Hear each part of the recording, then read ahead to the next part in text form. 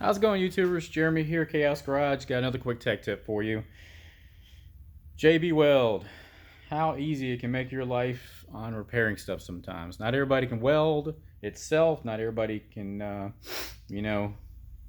make the parts over again. So sometimes you need to basically bond them, close them, seal them, repair them. So JB Weld can be a friend for that. And this is like the original version that's been out for a long time, and it has many uses. So you can see, get my finger out of the way, it has a lot of different applications there. So anyways, the application that we're doing for today, super simple. We have a valve cover here that we needed to move the crankcase port on. So we had to basically cut this off because it wouldn't fit inside the car. It was hitting right on the wiper motor. So we need to basically remove this one, which we did over to here. We drilled and tapped. That's in another tech tip video, to where it's out of the way. So this guy now is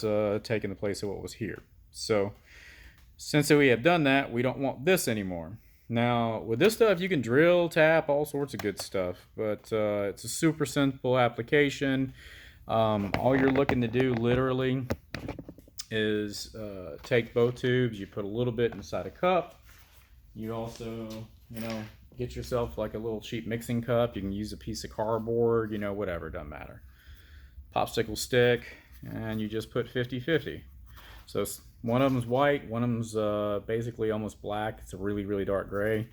You just take those two compounds out of that. You mix it up really good, and you end up with basically a gray color. Still pretty dark. All right. Now the working time on this is pretty long, so you don't have to stress it. They do have some that actually are a lot quicker, and it's a super thick putty. Literally you're not going to have to worry about something dripping off on you. I mean, it's quite thick, so you just get that mixed up really well. And you typically want to give the standard kind about 24 hours cure time. So I'm just going to mix this up, like I said, get in there nice and good. Let you see that. And then we'll just come over here and just kind of glob it up on the end there.